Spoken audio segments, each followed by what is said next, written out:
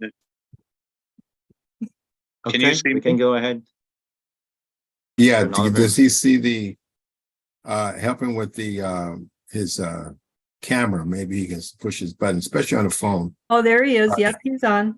Okay, great. Well, let us start. We're so happy to our guest speaker to finally get on. You know, usually it's not unusual to have technical difficulties. So we're grateful that he has finally made it. Let me just tell you something really quick about our guest speaker. His name is Mr. C.J. Hughes. He is the executive director of Brothers in Blue Reentry Program at Lansing Correctional Facility in Lansing, Kansas. His topic today is bringing transformational hope to the incarcerated while in prison and after their release. Let me tell you just a little bit about Mr. Hughes. The vision of the Brother in Blue Reentry to provide Christ-based instruction, restoration, and counseling to transform the hearts, minds, and communities of the incarcerated. Purpose to assist in incarcerated individuals with a huge process that begins while they are in prison, and extend beyond their release. This change will allow them to become responsible leaders in their family, churches, communities upon release. So we're happy to have our brother here, C.J. Hughes, and we'd like to hear from you about the incredible work that you're doing in the prison system and the whole aspect of recidivism. Welcome. By the way, my name is Reverend Zachary Oliver. I know I didn't get a chance to meet you prior because you just came on, and I'm your host here, and we have a variety of other people here eager to hear your story. Welcome. Well, thank you, Reverend Oliver, and it's great to meet you and to everybody on the call.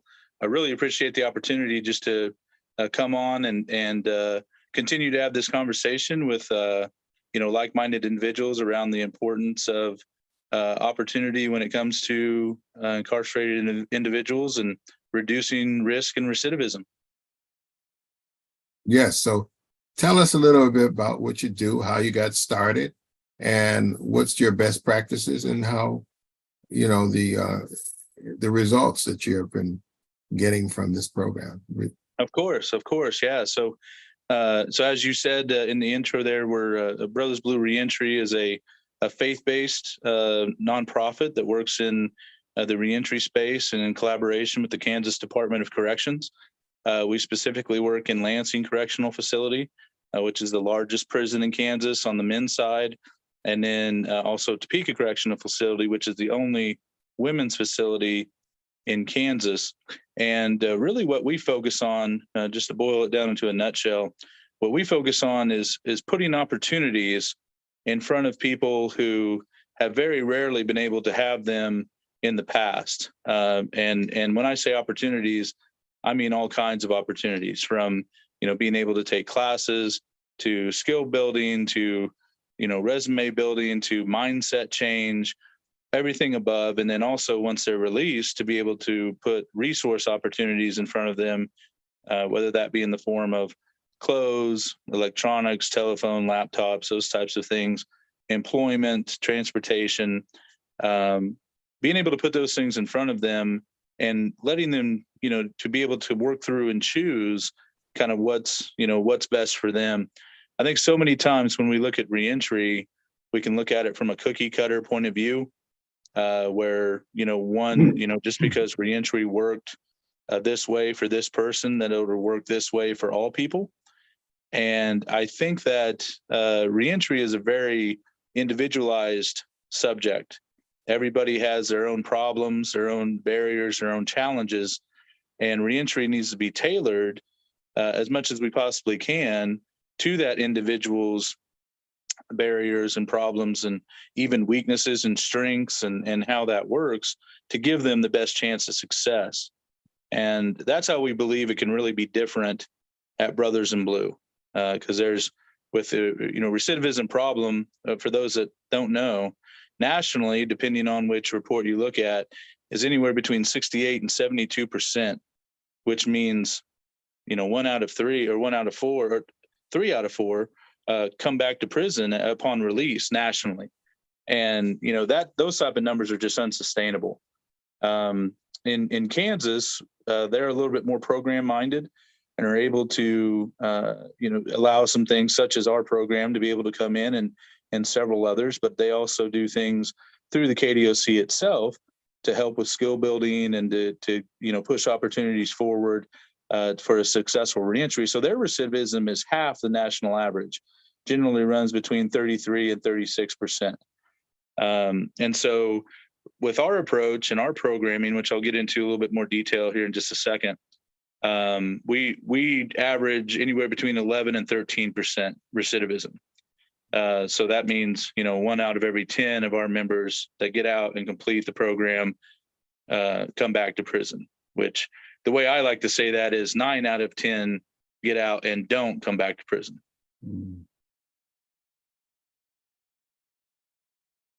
Great. Please continue. Yeah. So just continuing on, the way we do that in Brothers in Blue is we really focus on 3 phases.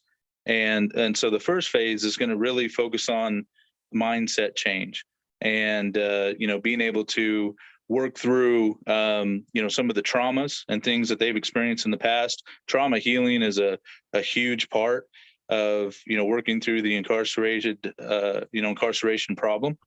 So many times they've never even had an opportunity to talk about their trauma, let alone work through it.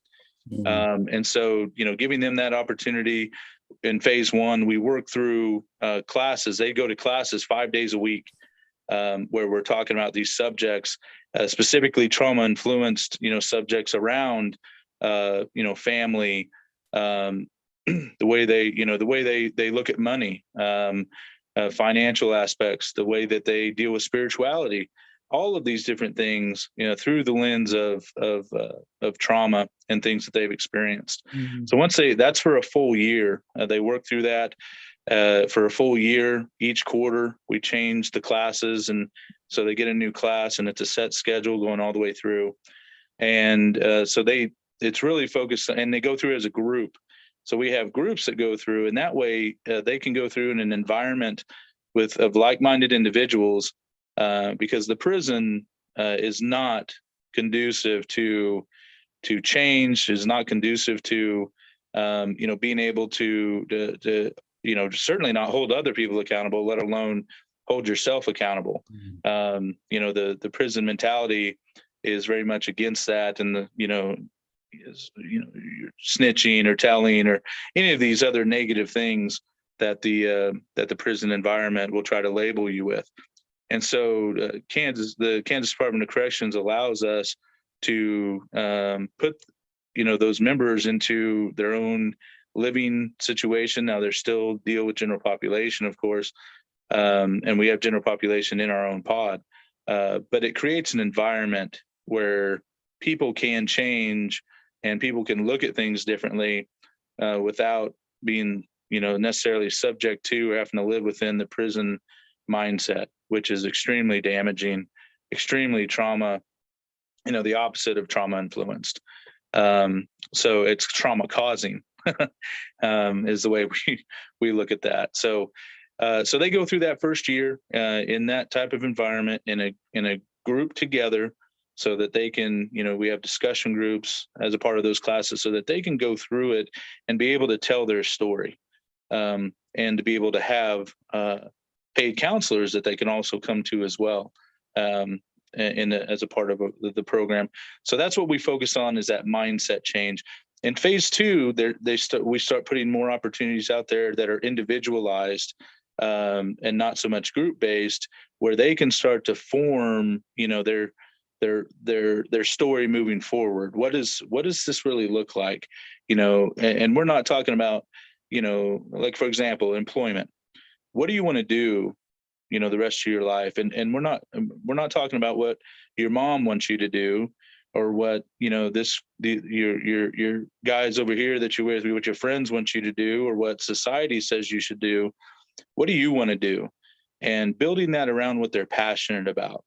Because one of the things that we've found is if we tie in what somebody's passionate about with their employment somehow, they're far more willing to get up on Monday and go to that job, right? And so that's a big thing, is that being able to tie in the passion part to their employment. We found great success with that.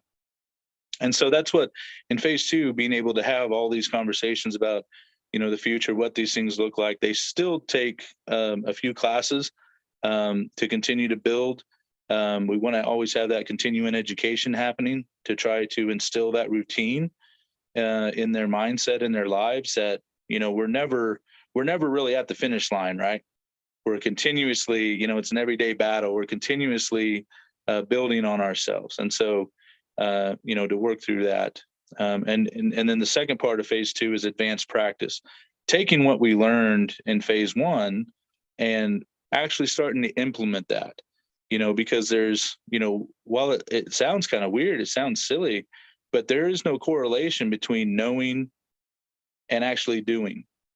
So many people know things and never actually implement them, never actually do them. And so that's what we really focus on in the counseling sessions and things like that, is all these concepts that we learned, from all these different classes. How can we actually take that out and live it out in our lives? Because that's the other problem. So many people that are incarcerated, not just in Kansas, mind you, this is all over the world. So many people, they look forward to that release day, right? And all the things that they're working towards is, okay, cool, I'm going to do that. Once I release and get out, man, I'm going to do this, and this. The problem is we all have to practice, right? Like we have to walk before we run. And so these mindset things, what we're encouraging our membership to do here in Kansas, in Lansing, is we're going to do that while you're still incarcerated. You can affect the environment positively in this prison, and then sure, can you do that in your community? Absolutely. But you can do that here. Don't wait. Let's do it now so that we can continue to have, conversations around that. So that way, when they bump their head, we can have they have people, they have support there that we can have conversations and talk about and be able to work through those things. So that's our phase 2. And then phase 3 is our reentry. That's 1 year to release. So as soon as they hit 1 year to release, and then they stay on our caseload for a year after release. And so we have a situation that we have full-time staff that work with them on their release, that we're getting down to the nitty-gritty. We're creating a release plan, relapse prevention plans, leisure time plans, all of those different things. We're working on employment, housing, planning all of this out to where they're walking out with a plan, with a strategy in mind.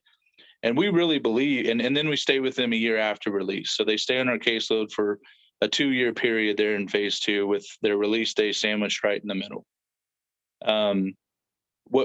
What we found is that, in reentry, to be able to walk out with a plan, to walk out with a strategy, and it doesn't always go as planned, right? We have plan A, B, and C, and so on. But to be able to walk out with a plan is critical. It's critically important. I mean, it sounds simple, but so many times it doesn't happen with incarceration. People, get out, they get their gate money and, $50 or $100 and a bus ticket, and off they go. Go see your parole officer. And so much of the reentry conversation has fallen on our parole officers all over the country, which is an extremely difficult situation for a parole officer who generally already has a huge caseload, to try to also deal with all the reentry aspects of things. And so focusing on that, what we've done is created an idea of reentry circles. And so what we mean by that is parole is absolutely involved, but then there's also a circle of people that come around these folks that get out that can, assist them or help them or mentor them, when they say they haven't got a vehicle yet, they need a ride to the store or they need a ride to work. well, then it's not just on one person. It certainly can't be the parole officer. Our staff, can't even do that all the time. As far as giving rides to everybody, that's all we'd ever do, right? So, we're not gonna do that either. But we're gonna have reentry circles to where we can all talk and communicate and come around these folks, and then be able to provide them, with these opportunities, but where it doesn't always fall on just one person. Being a faith-based organization, of course, we work with churches and other supporting agencies in the area to be able to do that, which we're extremely grateful for. So, it's definitely it takes a village, takes a group of folks to be able to do those things. But pretty much anywhere can put those types of resources together in a simple way that we found, and a collaborative effort.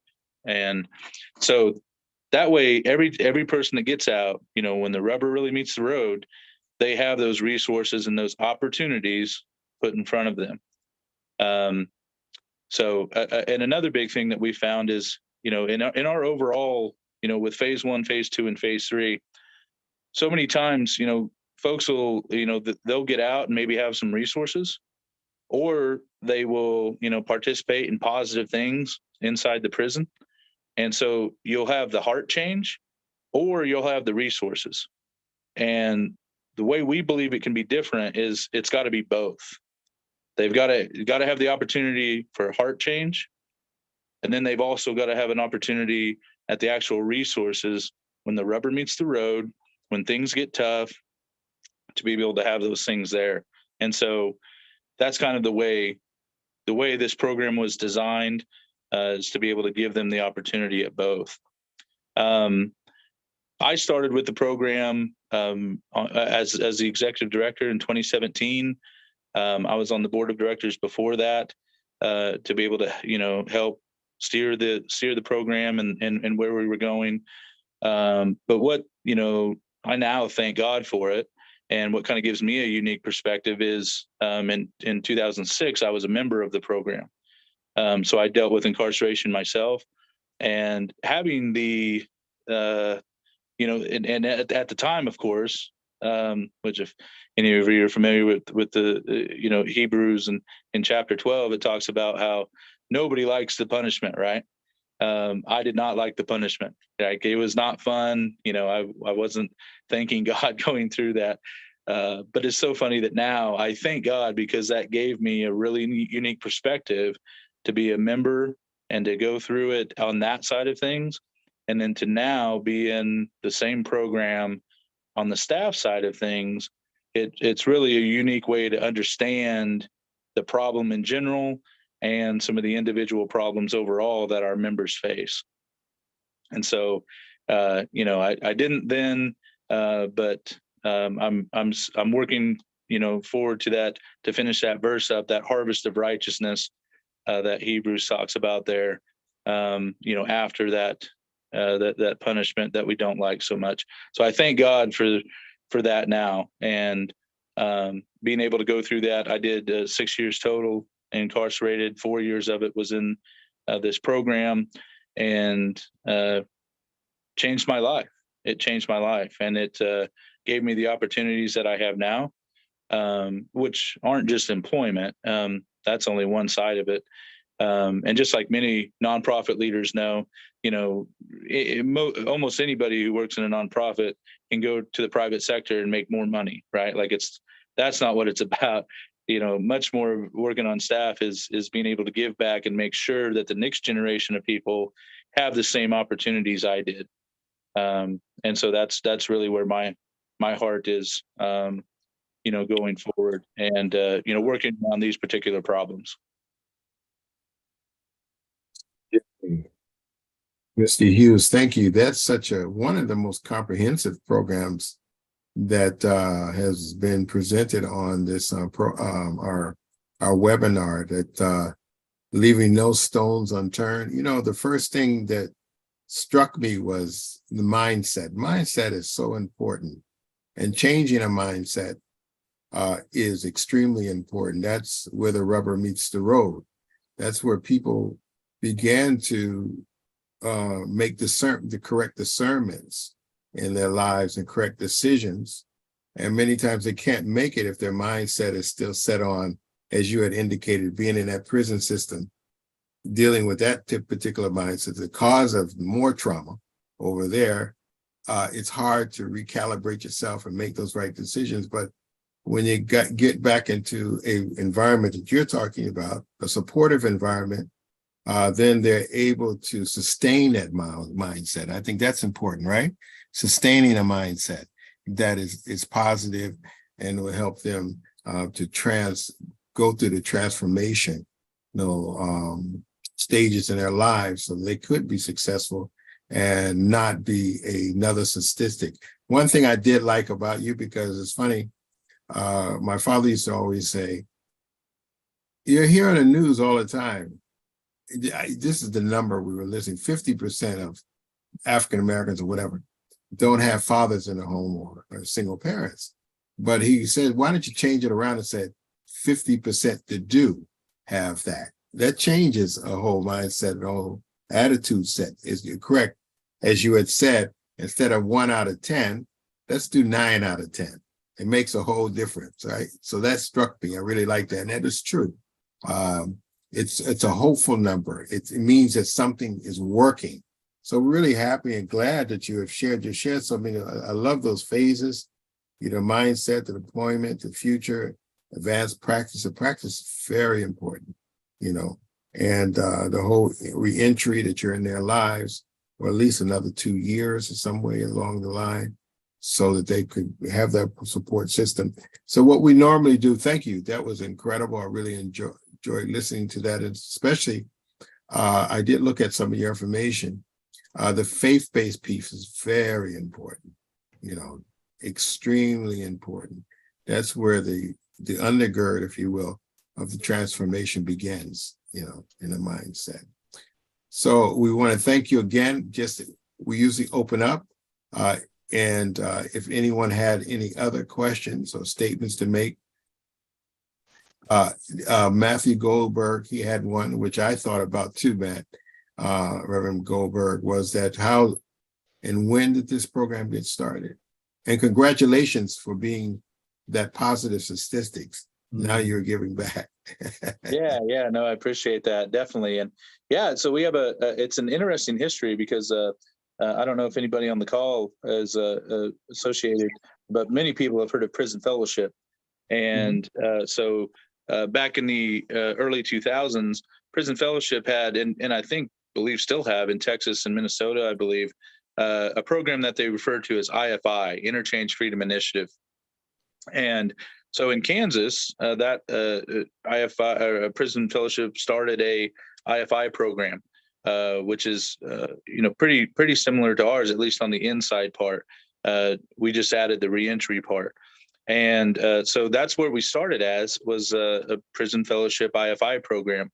And that started in 2001 and lasted until 2011. And, we all know what happened in 2008, 2009, and funding kind of dried up. And so Prison Fellowship had to shut down several of the IFIs, including Kansas. And so when that happened, the staff that was currently working for IFI Kansas, they decided that the work was too important. They're going to carry this on. And so they created a new nonprofit called Brothers in Blue Reentry, and basically just carried the work on from there. And so the Brothers in Blue was started in 2011, and was very similar model to the former Prison Fellowship IFI programs in what we do with phases and group classes and the counseling piece. And then we just took some best practices things as far as on the reentry side, and added that to the overall program, and expanded the phase 3 to include the planning and resources for the specific reentries, the individual reentries of the members that completed the first 2 phases of the program. So that's kind of where Brothers in Blue, the origins were, and how we the unique curriculum and comprehensive part of things that you spoke about. That's kind of how it came to be. Anyone else have anything they would like to share or to ask a question? Yes. Hi. I have something that I would like to say to share. You know, in Matthew's 25 and 35, it says, "For I was hungry," Jesus said, "while I was hungry, and you gave me food, and I was thirsty, and you gave me a drink. I was a stranger, and you welcomed me. I was naked, and you clothed me. I was sick, and you visited me. I was in prison, and you came to me."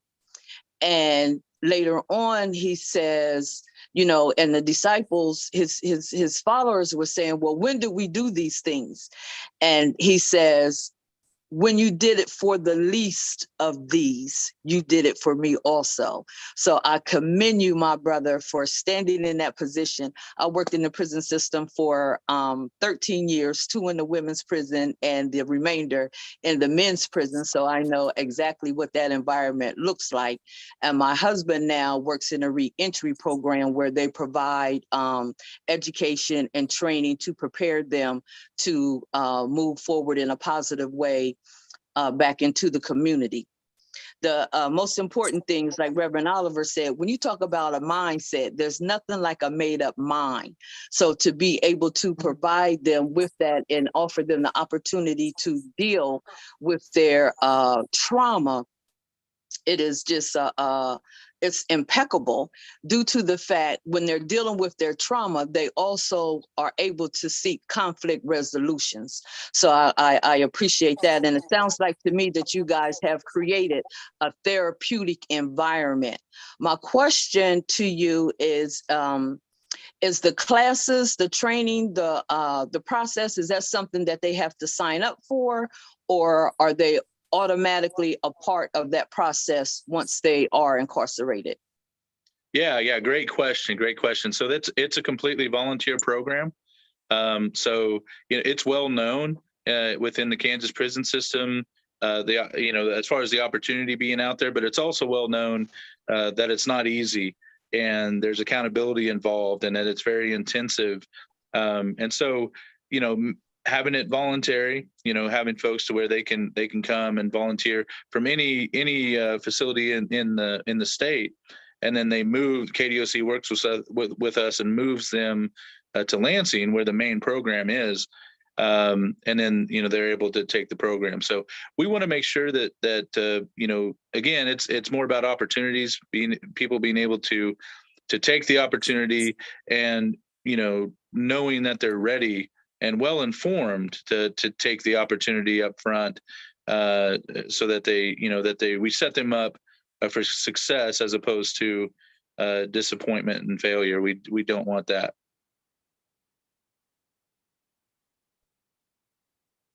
Thank you. Thank you.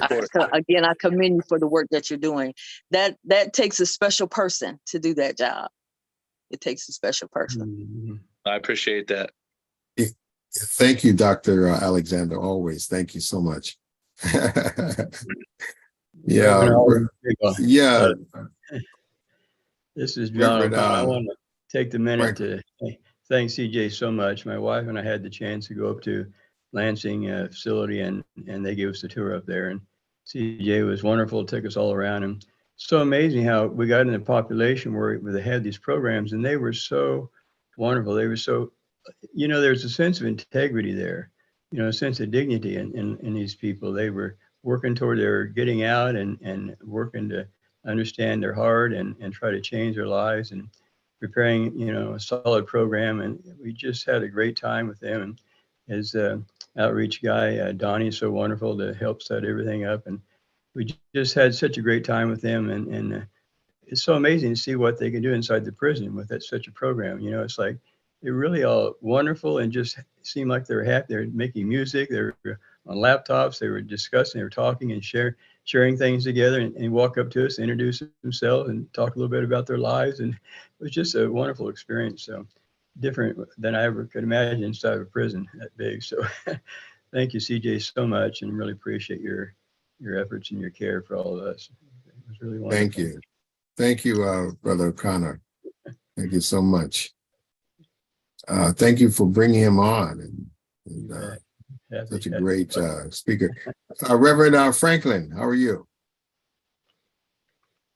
Good, Reverend Oliver. Thank you. Thank you so much for this program. And Mr. Hughes, I just want to commend you for the wonderful work and embracing your God-inspired calling to reach out to these men who have been incarcerated, because they have such a strong stigma that they have to work against, in our culture today. And it seems as though that without programs like the ones that you are associated with and being a part of, they would not have the capacity, or they would be very limited in their mental skills and their emotional abilities to have hope to get out of that mindset. And that was key, which I heard from you. And that is, and also Reverend Oliver touched on that based on what you shared with us about that mindset. Because one of the conversations I had with some person online was that I was letting them know that life is a miracle, that you are a miracle. You have right in front of your life endless possibilities. And this person rejected that. And I ended saying that, yes, life is a miracle, but it's your responsibility and it's your choice to accept that. And one of the things in which I get from what you said, which is so inspiring, people can say, oh, I'm going to do this when I get out of prison. Oh, I'm going to do that. I'm going to do that. What your program does is that, okay, let's do that now. That's huge. That's huge, because it works on their subconscious mind as they begin to vision how they are going to serve society in the future. They are involved in a step-by-step methodology that you are incorporating of how they are actually becoming the person they are desiring to become. And that is huge. So when they get out in the world, they got the skills. So that is huge. And I really appreciate what you're doing. God bless you. Continue your wonderful work. And my hope and prayer that this will go all throughout the prison systems in America, because every man and woman who is incarcerated have redeemable value.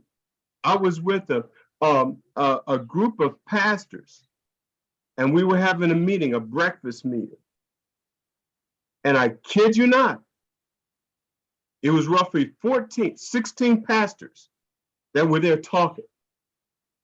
80% of them were incarcerated. So what does that show you? To not give up on a child of God.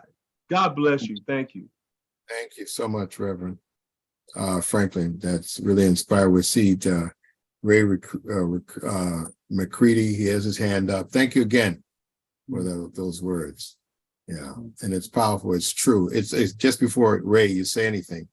I think what matches to what Reverend Franklin's ended with was, I'd say, this is Mayor Jermaine Wilson of Leavenworth, was a former prisoner at Lansing and became a Christian in prison and transformed his life, and now he's the mayor. Yeah, if I'm reading he that was correctly. in Brothers in Blue.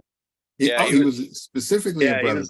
He was a member of our program, and when I became director, I invited him to be on our board of directors and everything else. Yeah, Jermaine's very involved. He now works actually for Prison Fellowship, so it kind of went full circle there. But yeah, Jermaine was a member of Brothers in Blue, and yeah, his story is inspirational to so many, but especially here in Kansas, in the prisons that he was in, and for the men that were incarcerated with him, his story is an inspiration. Wow, that's Amen. incredible. Amen. That's awesome. Amen. Thank you. All right, Ray, how are you? So- Mr. All right, Reed. fine, Reverend J. Gray Oliver. And as you know, I haven't spoken often on this program. I'm just listening in. And I'm in Seattle, Washington State. And I actually was just listening, and then it suddenly dawned on me. And I wanted to ask Mr. Hughes. I'm not so in connection with incarcerated peoples.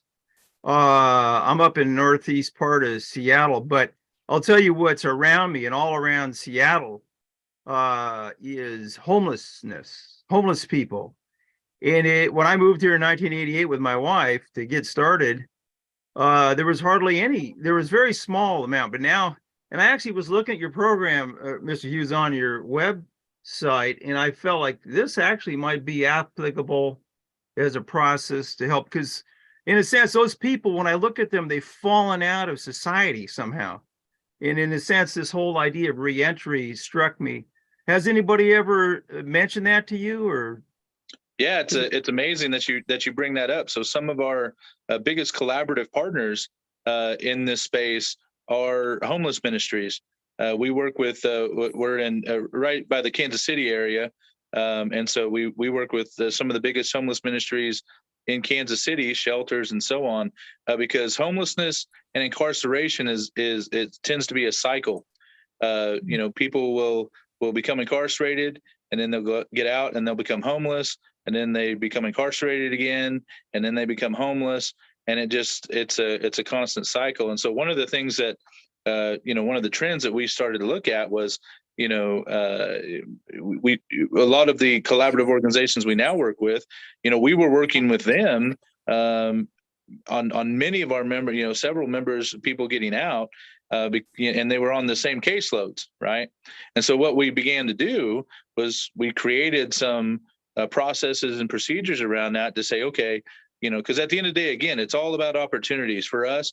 Like, it's all about just putting opportunities in front of people, and being able to, of course, we teach them how to fish and do all those things. We don't want to just give the fish. We want to teach them how to fish, but there's got to be about the opportunities.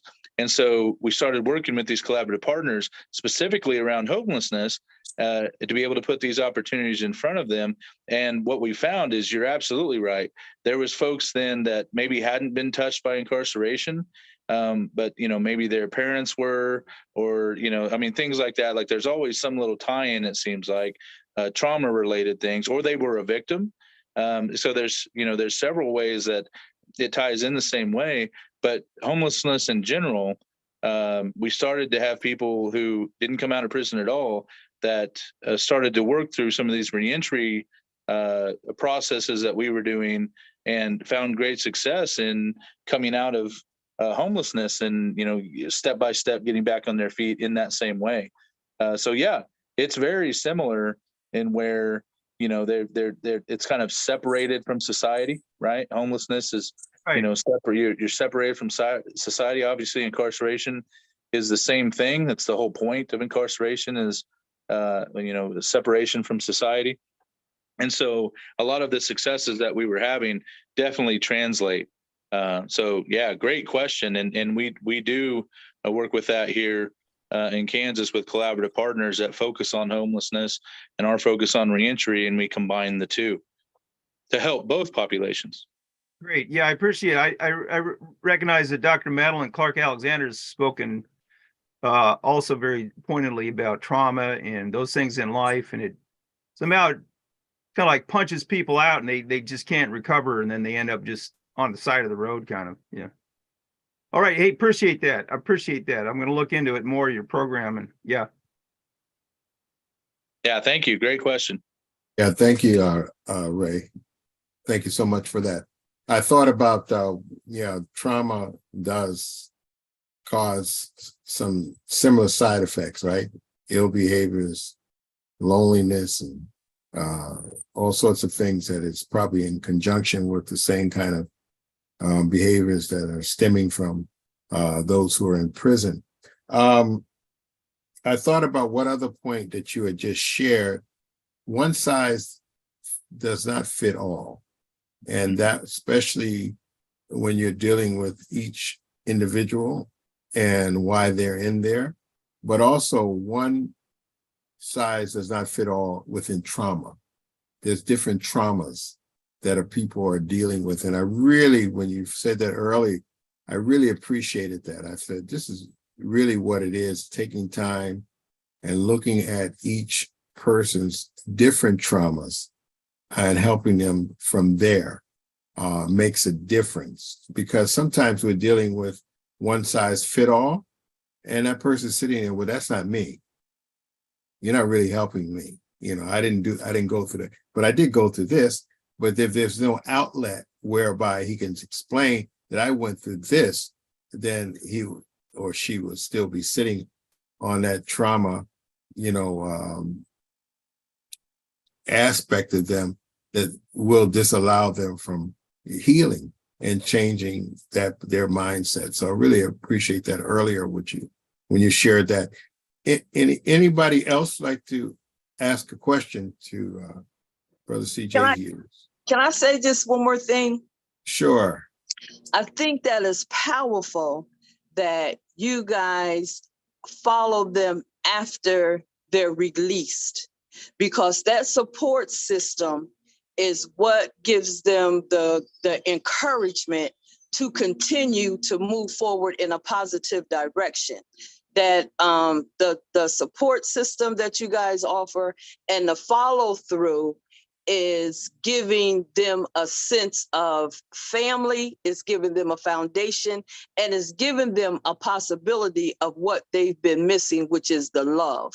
You know, love is interpreted in a lot of ways. And when someone shows you that they care and someone shows you that they have your back, that actually increase the thought process and that mindset that I can do it, I can continue to do it, because I have these, for lack of a better word, these safety, this safety perimeter that will keep me focused on the plan that I have established with this new mindset. So for that, again, I commend you, because that support is so important.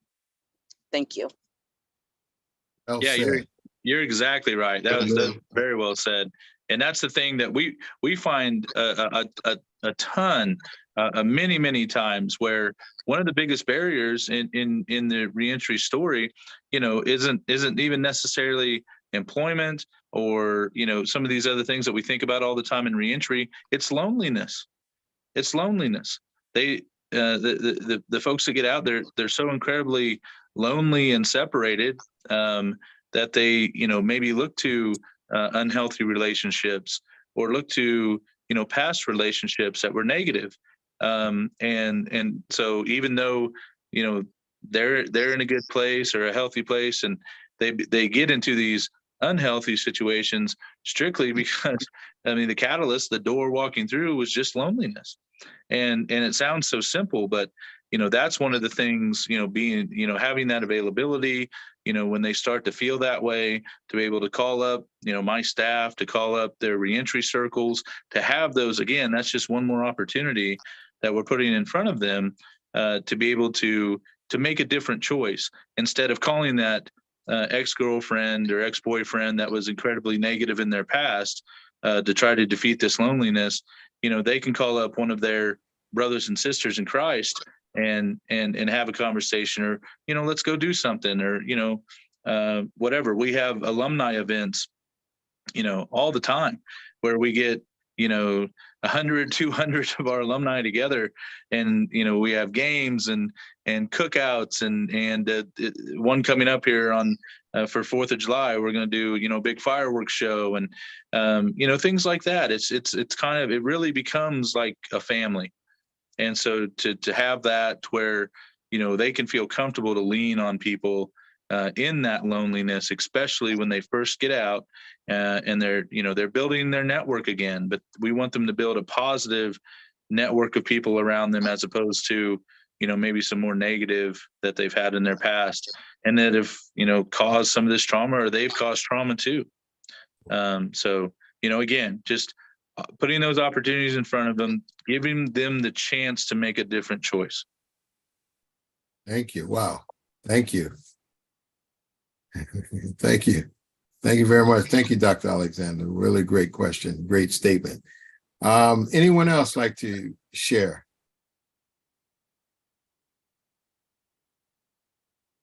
Now, who's there? Who's there hiding?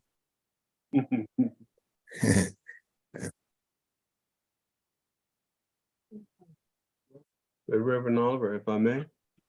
Oh, please. You know, also, Mr. Hughes, I believe you already answered this question, but I'm just, getting some clarification, if I may. And that is that, are you working and creating some collaboration among like-minded organizations for the purpose of acquiring grants from the federal government? Because a good friend of mine told me that former President Reagan stopped the funding of mental health in America. And, this is personal for me because I myself was in a mental institution close to about 45 years ago, and I had emotional breakdown. And so I just thank God for having people being part of my life that loved me, that supported me, that allowed me to get, out of that situation. And then the institution itself that I was in, it had the funding. So I'm just trying to figure out what kind of effort can we make collectively in order to, one, to remove that negative stigma that our society has about addressing mental illness, right? That there is a healing component that is possible to help all of us. And then at the same time, with your documentation of your facts and case stories of those who have benefited from that and actually serving the community because of being involved in your program. Could this be put out to the federal government so that more of that funding can be distributed among organizations such as the ones that you are associated with? Yeah, that's a great question, and I think we've been fighting that, not just Brothers Blue. I mean, we like-minded individuals that care about recidivism and incarceration and breaking that cycle. Social restorative justice reform, social justice reform. We care about that have been taking that, fighting that battle for a long time as far as changing the stigma of society. That's going to continue to be a battle, I believe, and a hard one, because in any incarceration story, of course you have somebody that's in prison. Did they deserve a second chance? And is it possible that they could have a redemption story? You better believe it, right? Like, absolutely. And you're preaching to the choir here. I mean, as far as on my side, but but there's other viewpoints on that too, because in any story like that, you're going to have somebody that went to prison, but you're also going to have a victim, right? And victim, there's all kinds and there's going to be a victim's family, and there's going to be trauma and hurt and all of those things surrounding that aspect as well. So, that's, removing the stigma around the incarceration piece, is going to be difficult. But exactly what you said, and I think exactly the same way, that to be able to fight the stigma around mental health is exactly what you said, that we've got to have the stories, the success stories, where people can get out and get in front of folks and be able to testify, right? And to just flat out get up and tell a story of how if they did not have, if this funding was not there, this program wouldn't have been there. If this program wouldn't have been there, the opportunity wouldn't have been there. If the opportunity wouldn't have been there, they wouldn't be standing in front of you today. And I think, if we can create, those lines, you're going to have, I'm not sure exactly what the stats are, but, let's say roughly half of the folks, they're people, right? And they're going to be, moved by that style of testimony and story. The other half are going to be moved by statistics. And so we have to continue to, be diligent in the way we take statistics. We need to fund studies and, be able to continue to have programs, pilot programs, evidence-based work that continues to work in those ways, and to be able to put those statistical reports scientifically, put together and analyzed, to be able to put those forward for the folks that are moved by statistics as well. That's how I think you move forward with either one of those two that you mentioned there, Reverend Franklin, and being able just to continue to put those out in front of people to give, just like this podcast is doing, to give folks like me an opportunity, and many of you on the call, to get on and voice these things in an audience. And we just need to continue to make these audiences bigger, because the success stories are there. The success stories are there. The statistics are there. We just need to get it out in front of more and more people. And I think if we can continue to do that, people will be moved to take action, or if not to take action, at the very least, support maybe a new way of thinking when it comes to these modern day problems. Amen. Thank you very much. Thank you, Reverend Franklin, for asking that question. It's a very pertinent question. As we are in conclusion, I want to thank you as well for coming on. And one of the things that, if someone has to move themselves, if we are, what we're doing, Brother Hughes, is that we're collecting, and it's almost, we're a collector of best practices that I think that the exchange of each will be incredible. We're listening to what you're saying, and then we had someone on yesterday, dads in school. That's a prevention in itself, right before they start going to the prison system. What does that mean? I loved it because a father figure, a male figure, is a very powerful presence. He doesn't have to say much, but his presence is very important. And we were looking at the best practices and the results of that in reduction of bad behaviors, that, it will preclude into, in what we call the alternative prison system. So before we get into prison system. So I would like just to, Barbara Mosley, as we conclude, was saying the greatest of God's creation is man and woman, according to God. It is very good. These men did not know their own value. Your program helps them to go out and do bigger and better things. They may not all become mayors, but constructive members of our society. And I guess Ray McCready, you can read here, Mr. Hughes, well said, people are moved, help due to the differing motivations, best to recognize and use all. And again, Don Marsalek, thank you very much, Mr. Hughes, for your sincere dedication. God bless you. I want to say the same as we're concluding. It's 3:00. God bless you and thank you so much. We will stay in touch. Now, I say that to many people, but one day you're going to look up, you're going to see email or call. It's ready, all of us to come and to collaborate together. And I mean that. God bless you. Thank you, everyone. Thank you, CJ. Yeah, thank you, everybody. I appreciate the opportunity. All right. It's great to meet you all. Yeah, great program. Thank you, everyone. God bless Yeah. you. Thank Thank you, very much. Mr. O'Connor, for bringing Thank such you. a great person to the God table. bless you. Yeah. Yes, thank you. God bless you. Thank you so Thank you, much. Reverend Hughes. Bye. Keep up the And good work. bless you, Zachary, you. Oliver. Yes, thank you. God bless. God bless. God you. bless. Thank you, Yes. my sister.